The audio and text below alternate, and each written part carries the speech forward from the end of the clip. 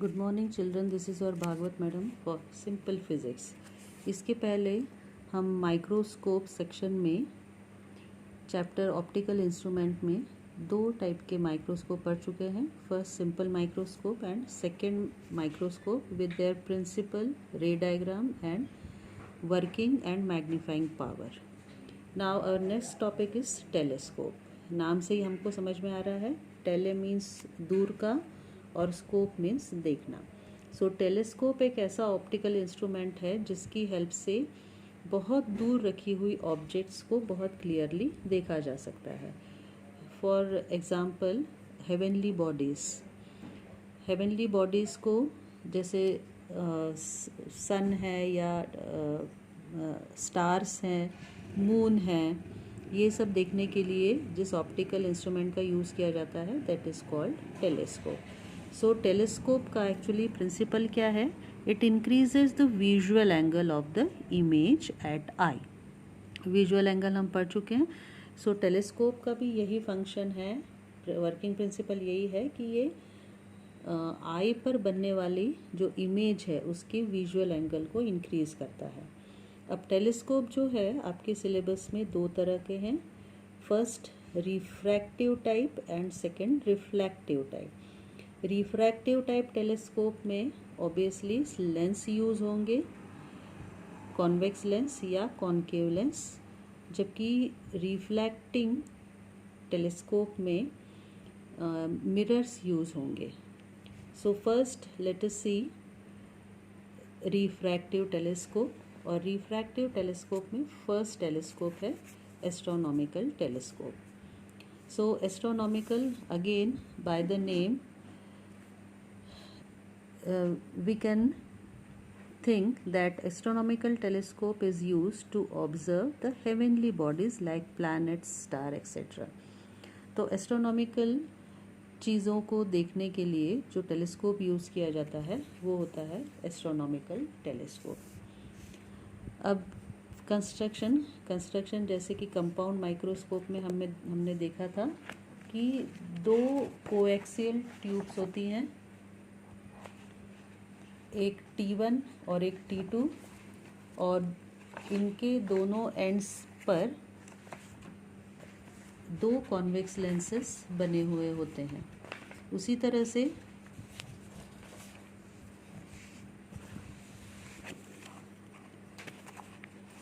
Astronomical telescope में भी देखिए यही है कंस्ट्रक्शन में।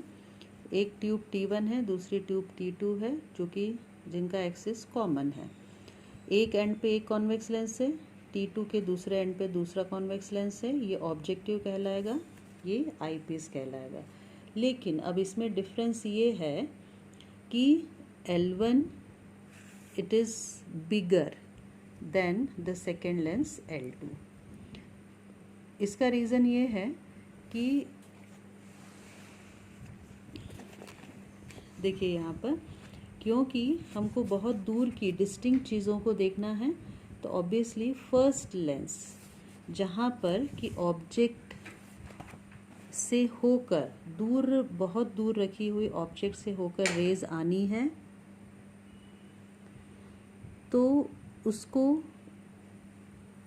इंसिडेंट करने के लिए अपर्चर बड़ा होना ज़रूरी है, जिससे ज़्यादा से ज़्यादा रेज क्लियरली लेंस पर आ सके। तो इसलिए ये फर्स्ट लेंस जो है इसमें अपर्चर और फोकल लेंथ थोड़ी ज़्यादा होती है as compare to eye piece. और आई पीस क्योंकि इसको आई के थ्रू देखा जाना है। अब देखिए ये जो डायग्राम बना है, ये डायग्राम बिल्कुल सेम आपको लग रहा होगा जैसे कि कंपाउंड माइक्रोस्कोप का था, मैग्नीफाइंग पावर का। सो ये एकदम करेक्ट वैसे ही है, बस यहाँ पे कंपाउंड माइक्रोस्कोप में ऑब्जेक्ट रखी थी इस लेंस के जस्ट पास में, लेकिन एस्ट्रोनॉमिकल टेलीस्कोप में ऑब्जेक्ट काफ़ी दूर है, वहाँ से जो रेज आ रही हैं वो तिरछे में आ रही है, टिल्टेड फॉर्म में आ रही हैं। तो देखिए अब कंस्ट्रक्शन हो गया, वर्किंग देखिए इसका। सो एस्ट्रोनॉमिकल टेलीस्कोप में भी दो लेंसेस हैं। फर्स्ट लेंस L1 है जो कि ऑब्जेक्टिव लेंस कहलाएगा, सेकेंड लेंस L2 है जो कि आईपीस लेंस कहलाता है।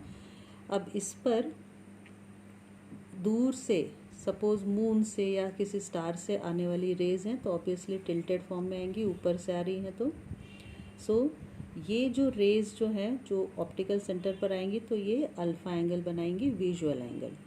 अब ये बहुत दूर से रेज़ आ रही हैं तो इन्फिनिटी से आने वाली रेज़ फोकस पर, ऑब्जेक्टिव के फोकस पर अपनी इमेज बनाएंगी, रियल एंड इन्वर्टेड।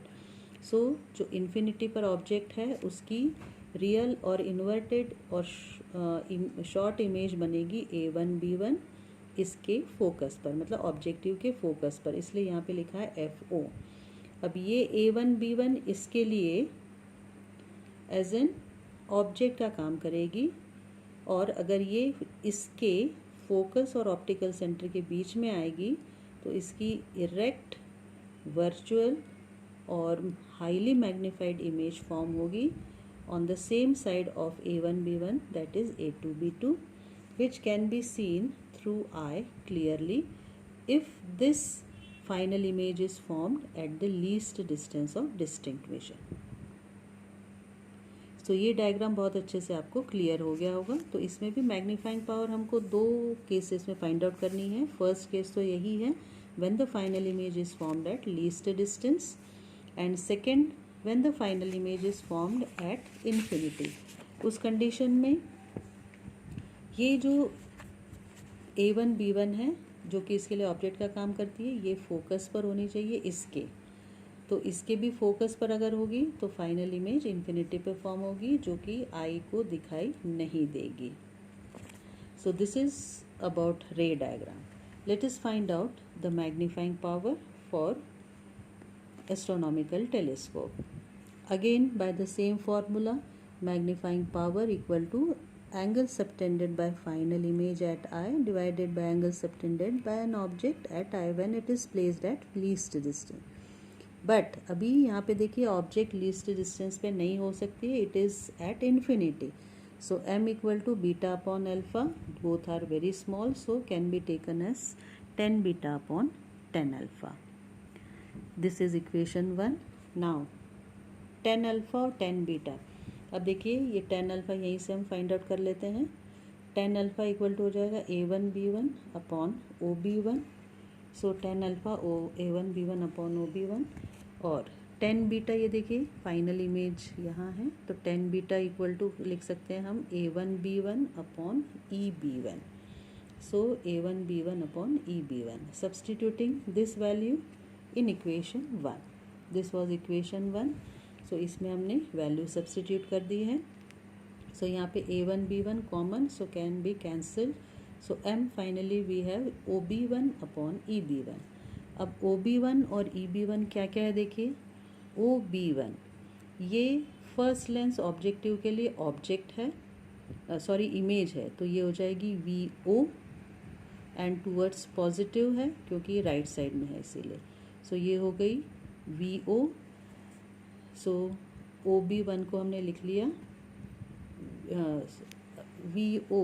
VO तो होगा, लेकिन यहाँ से ऑब्जेक्ट जो है इन्फिनिटी पर है तो इसकी इमेज फॉर्म होगी फोकस पर, तो इसके फोकस पर फॉर्म हो रही है, तो OB1 की जगह हम लिखेंगे FO एंड EB1 इसके लिए आईपीस के लिए ऑब्जेक्ट का काम करेगी एंड टूवर्ड्स लेफ्ट है तो इसलिए हम लिखेंगे -UE। So m equal to हो गया FO upon -UE equal to -FO upon UE। यहाँ तक क्लियर हो गया होगा।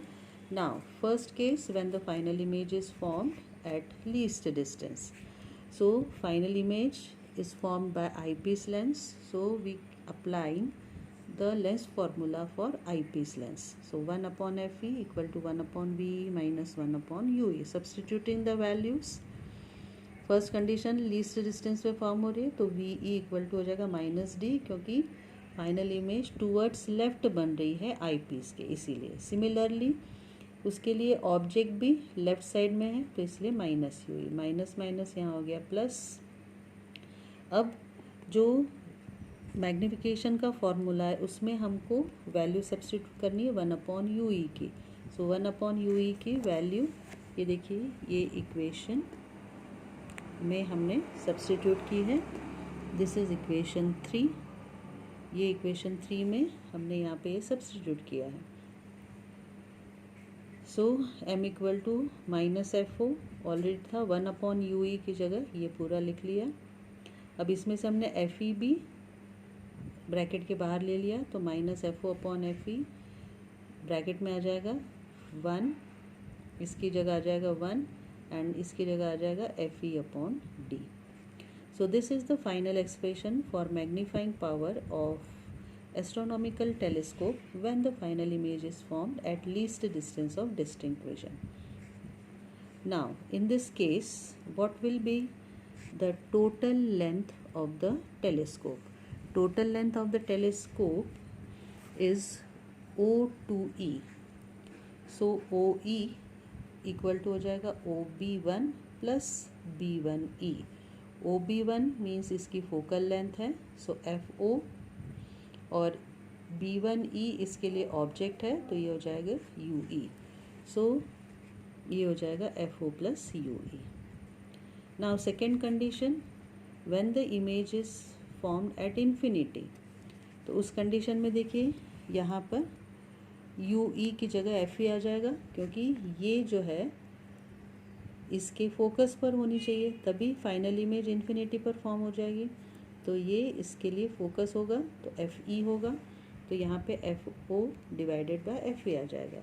सो m इक्वल टू आ गया minus FO/FE। And in this case what will be the total length of the telescope?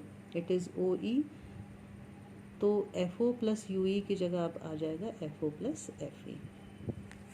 Now with this formula let us understand the next, that is how can we increase the magnifying power of astronomical telescope. अब इसके हिसाब से देखिए FE less होना चाहिए।